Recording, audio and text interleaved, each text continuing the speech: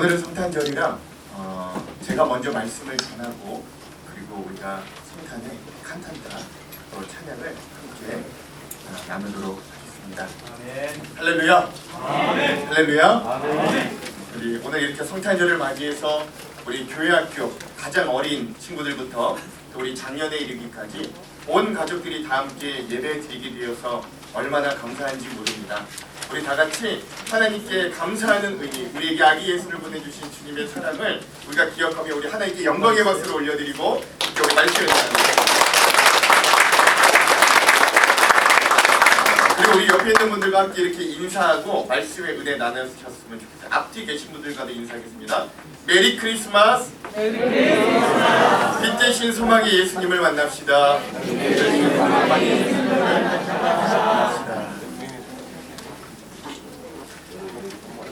오늘은 그 빛이 당신에게 갑니다 라고 하는 우리 제목을 가지고 함께 좀 말씀의 은혜를 나누겠습니다. 오늘 칸타타 순서가 있어서 제가 좀 짧게 말씀을 전하도록 하겠습니다. 오늘 본문의 말씀에서 예수님께서 이 세상에 오시되 어떤 모습으로 오셨다라고 말씀하십니까? 빛으로 오셨다. 오늘 우리 주님은 우리의 빛으로 오셨다라고 말씀하십니다. 그렇다면 그 빛으로 오신 우리 아기 예수님이 우리들에게 어떤 의미와 은혜를 주시는가 우리가 두 가지 정도 은혜를 좀 함께 나눴으면 좋겠습니다. 먼저 첫 번째 은혜는요, 빛으로 오신 예수님은 우리에게 꺾이지 않는 마음을 주십니다. 사진 한번 보세요. 여러분 2002년 월드컵 하면 떠오르는 한 문장이 있습니다. 혹시 기억나십니까? 20년. 꿈은 이루어진다. 2002년 월드컵에 가장 떠오르는 한 문장이라 그러면 꿈은 이루어진다 라고 하는 문장이에요. 그렇다면 우리 얼마 전에 치렀던 20년이 지난 후에 2022년의 월드컵에서 가장 기억에 남는 문장은 뭘까요? 저는 그거 바로 저기 태극기 밑에 써있기도 한데 꺾이지 않는 마음. 꺾이지 않는 마음. 이게 2022년 우리 성탄절에 우리에게 주어진 가장 큰 문구라고 합니다. 기억나시죠? 일무일패를 해도 그 꺾이지 않는 마음을 가지고 그래서 많은 전문가들이 일무하고 일패를 했던 우리 대한민국이 포르투갈을 이기고 노래가 나온 노래를 좀 꺼주시겠어요? 노래가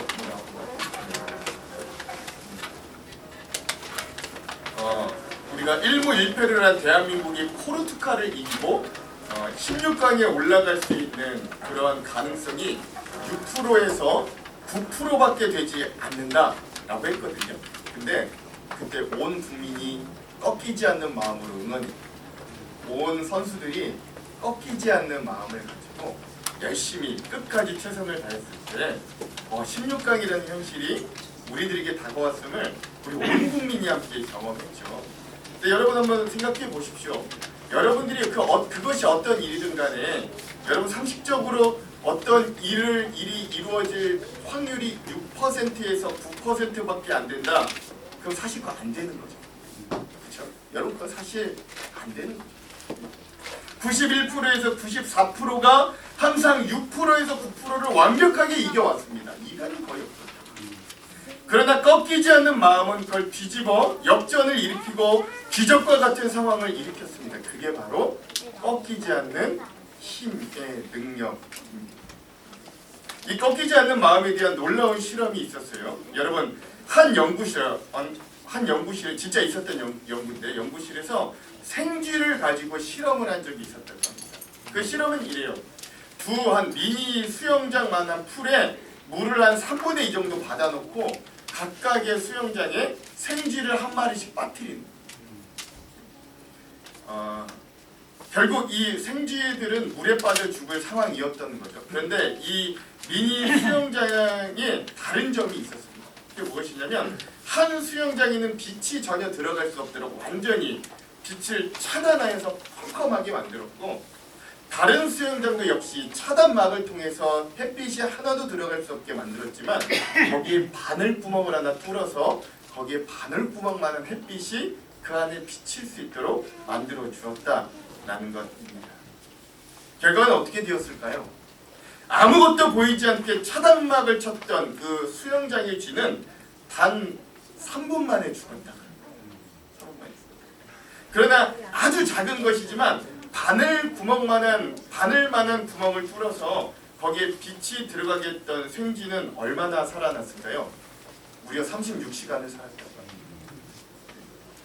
합니다. 여러분 기억해 보십시오. 아주 작은 것이지만 그게 아주 미물인 생쥐여도 한 마리의 쥐여도 바늘구멍만한 빛이라도 주어진다면 그 생존 시간이 700배나 더 늘어납니다. 이제 생각해 보니까 그 바늘구멍에서 비추는 빛이 아주 작은 동물인 생쥐에도 꺾이지 않는 소망을 그 바늘구멍만한 빛이 준 거예요. 다 같이 오늘 본문의 9절에서 10절의 말씀을 한번 읽어볼까요? 오늘 본문의 9절에서 10절의 말씀 함께 읽겠습니다. 시작. 참비 곧 세상에 와서 각 사람에게 비치는 빛이 있었나니 그가 세상에 지음바 되었으니 세상이 그를 알지 못하였고. 오늘 본문도 분명히 말합니다. 예수님께서는 세상에 뭘로 오셨대요? 빛으로. 그런데 안타깝게도 세상인 우리가 그분을 알아보지 못했어요. 빛된 그분을 알아보지 못했어요. 그럼에도 불구하고 우리가 몰라도 세상이 예수님을 빛이라고 인정하지 않아도 예수님은 어떻게 오셨냐면 각 사람에게 비추는 빛으로 오셨다라고 분명히 이야기합니다. 여러분 우리가 한번 생각해 볼까요? 여러분 지구가 얼마나 클까요? 지구가 얼마나 클까요? 여러분 지구가 한 바퀴 도는데 얼마가 걸립니까? 잘 아시죠? 지구가 한 바퀴 도는데 얼마나 걸려요? 24시간이 걸립니다. 지구가 한 바퀴 도는데 24시간이 걸리죠. 한 바퀴 도는데 24시간 걸리려면 어마어마하게 큰 겁니다. 그런데 그런 우리 입장에서 굉장히 큰 지구가 우주에서는 얼마나 큰 행성일까요? 우주에서는 얼마나 큰 행성일까요? 사진 한번 보여주십시오. 예. 저 우주에서 지구를 찍어 여기 잘 보이죠? 파란색 동그라미 보이십니까? 네. 그 안에 있는 조그만 점이 보이십니까? 네. 우주에서 지구를 찍으면 지구가 저렇게.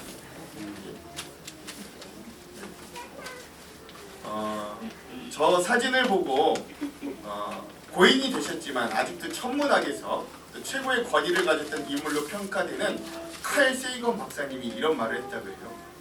저 점을 다시 보세요. 저것이 바로 이곳입니다. 저것이 우리의 고향입니다. 저것이 우리입니다. 우리가 사랑하는 모든 이들, 우리가 알고 들어보았을 모든 사람들, 존재했던 모든 인류가 저 점에서 삶을 영위했습니다.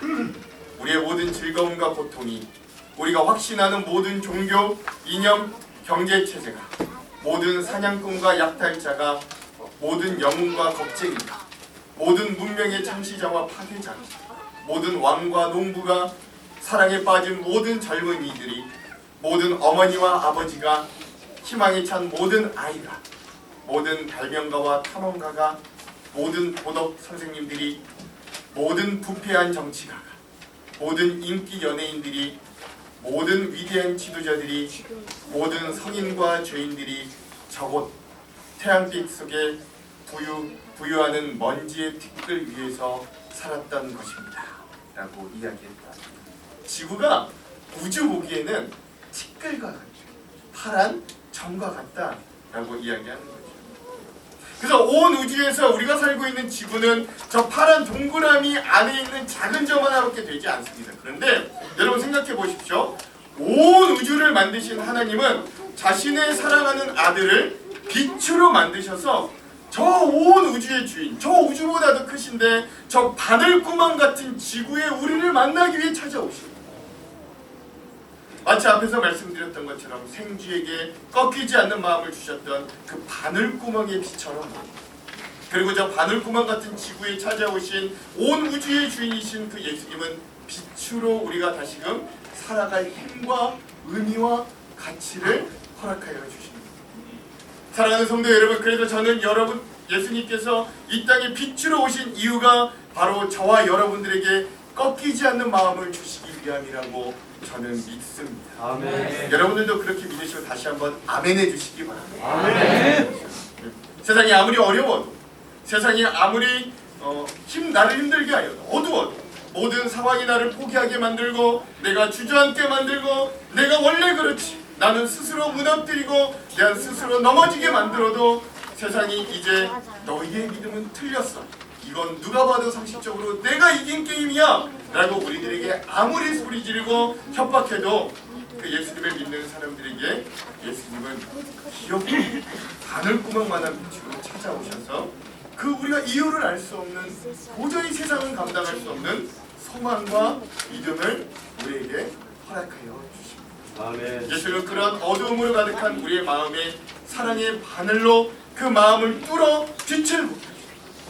그래서 나도 그 어두운 세상 가운데 그냥 있지 않게 하시고 내가 믿음을 가지고 살아야 할 이유와 목적과 가치를 비로소 깨닫게 하십니다.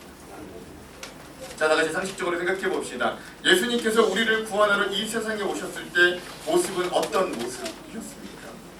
먼저 예수님이 태어나신 곳을 생각해 봅시다. 예수님은 휘황찬란한 왕의 궁전에서 태어나셨을까요? 네, 그러지 않았습니다.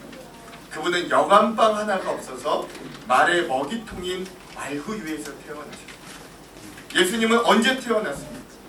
햇빛이 찬란히 비치던 아침과 점심이 아닌 쌀쌀하고 어두운 밤에 태어나셨습니다. 예수님은 어떤 모습으로 이 땅에 오셨습니까? 건장하고 힘이 센 영웅의 모습으로 이 땅에 오셨습니까? 아닙니다. 그분은 작고 연약한 아기의 모습으로 우리에게 오셨습니다. 그런데 우리는 그렇게 연약하고 볼품없고 작은 모습으로 오신 분을 누구라고 고백하냐면 우리를 구원하신 그리스도 메시아, 심지어 우리의 주인, 우리의 왕이라고 고백합니다. 왜냐하면 그분은 그 연약함과 볼품없는 중에서도 자신의 모든 것을 던져 우리에게 생명과 구원을 주셨기 때문입니다. 그러므로 이 땅에 우리가 겪고 있는 연약함과 어려움을 주님은 처음부터 겪으면서도 빛으로 오셨던 예수님은 우리들에게 이렇게 말씀하십니다.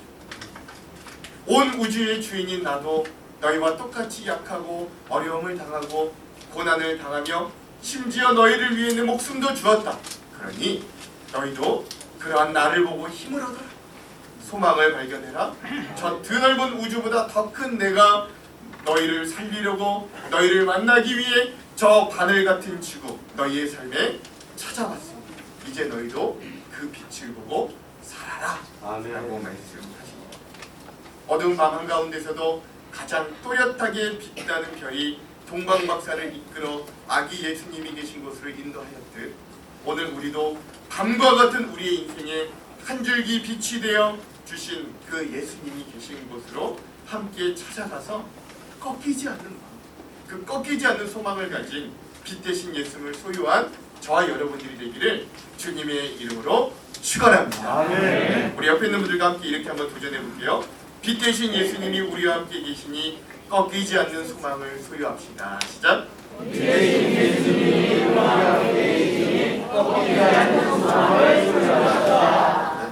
자, 마지막 두 번째 우리가 나눌 은혜는요, 그 빛을 받아들이기만 하면 놀라운 능력과 생명이 되더라 라는 것입니다. 다 같이 요한복음 3장 16절을 한번 같이 읽어볼게요. 함께 읽겠습니다. 시작. 하나님이 세상을 이처럼 사랑하사 독생자를 주셨으니 이는 저를 믿는 자마다 멸망하지 않고 영생을 얻게 하려 하십니다. 맞습니다. 하나님이 우리들을 너무너무 사랑하셔서 우리를 위해 내어주신 선물이 바로 자기의 독생자 아들 예수 그리스도셨습니다. 그래서 우리는 성탄절에 선물을 주고받는 풍습이 있지 않습니까? 바로 예수 그리스도께서 하나님이 우리에게 주신 가장 아름답고 위대한 선물이시기에 오늘 우리가 성탄절에 서로 선물을 주고받을 수 있습니다. 그러기에 우리는 성탄절을 즐거워하기도 합니다. 그 우리에게 선물로 오신 주님이 예수님이 빛이라고 했죠. 그럼 그분은 어떤 빛으로 우리에게 오셨어요?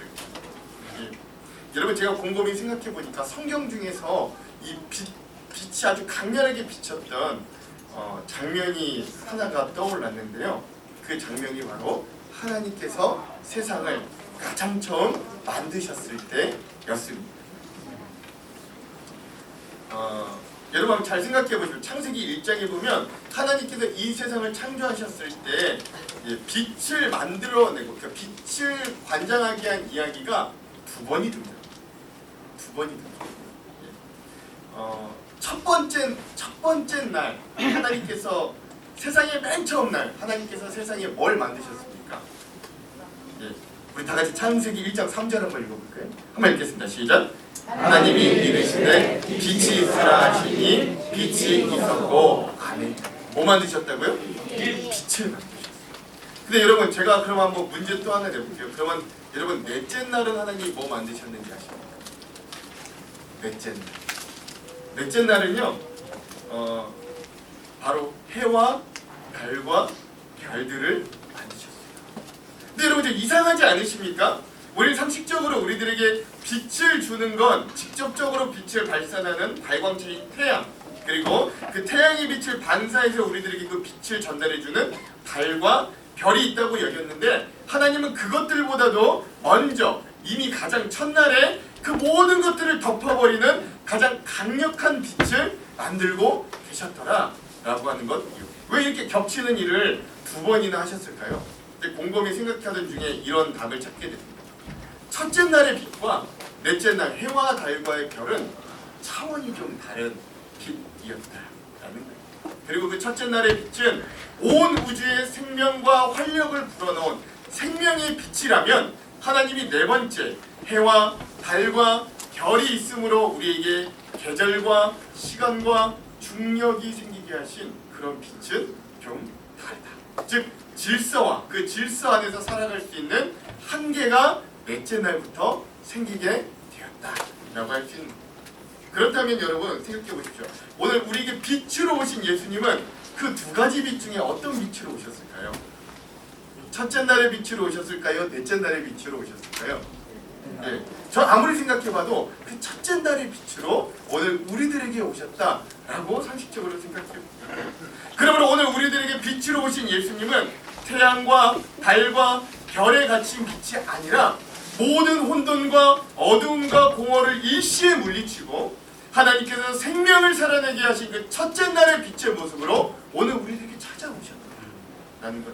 그러므로 예수님의 빛은 태양으로 생기는 공전, 달과 지구의 중력으로 생기는 자전에 갇히지 않는, 즉 시간의 구애를 받지 않으시는 빛이다. 그 빛은 죽음과 허무와 어둠이 결코 이길 수 없는 빛이 모든 공간을 만들어낸 빛이기에 예수님은 우리의 공간도 초월하여 이겨낼 수 있는 빛으로 우리에게 찾아오십니다. 첫째 날 빛으로 오셨다는 이유. 이 첫째 날 하나님께서 만드셨던 빛이 태양과 달에 갇히기 전 온 세상을 밝게 비추는 이 하나님의 생명과 사랑과 은혜와 새로운 소망을 상징함을 그래서 오늘 우리가 이렇게 다 같이 이제 공유했을 때 그 첫째 날 모든 것을 살아내게 한 그 빛이 바로 사람의 모습으로 우리에게 오신 그 바로 예수 그리스도이시다. 그리고 예수님께서 이 땅에 오셨을 때 그때 시간이 어떤 때였다고요? 한밤중. 그것은 우리의 인간의 인생이 참으로 어둡고 소망을 찾아보기가 힘들다는 걸 암시해주는 시간적인 공간이 있습니다. 그런데 그 어둠을 비집고 오시는 생명을 살리는 그 빛 대신 예수님이 우리에게 찾아오셨습니다. 비었고 그분은 그 어두운 중에 마구간에 찾아오셔서 우리의 소망이 되어주셨습니다. 자, 그러므로 이제 우리의 차례가 남았습니다. 이제 우리가 그 모든 한계를 걷어버릴 생명의 빛으로 찾아오신 예수님에 대해 반응해라. 다 같이 오늘 본문의 12절에서 14절의 말씀을 한번 다 읽어볼게요. 12절에 14절 함께 읽겠습니다. 시작. 영접하는 자, 곧 그 이름을 믿는 자들에게는 하나님의 자녀가 되는 권세를 주셨으니 이는 혈통으로나 육정으로나 사람의 뜻으로 나지 아니하고 오직 하나님께로부터 난 자들이니라. 말씀이 육신이 되어 우리 가운데 거하심에 우리가 그의 영광을 보니 아버지의 독생자의 영광이요 은혜와 진리가 충만하더라. 영접하는 자, 그 이름을 믿는 자들에게는 뭐가 되는 권세를 주셨다고요? 하나님의 자녀가 되는 권세를 주셨다. 다음 그림 하나 잘 보시게. 이 그림은요 콜만 헌트라는 미디안 작가가 그린 세상의 빛이라고 하는 영화입니다. 우리는 이거보다는 좀 더 이제 현대화된 그림들이 많이 익숙한데 이게 이제 세상의 빛 이런 모티브를 가장 처음 우리에게 준 그런 그림이라고 합니다. 그러니까 뭐냐면 예수님이 등불을 들고 어떤 집 문 앞에 노크를 하고 있는 그런 장면입니다. 근데 재밌는 건 뭐냐면 이 그림, 이걸 현대적으로 그린 그림도 그렇고요. 이 예수님이 두드리는 문에 문고리가 없어요. 문고리가 없습니다.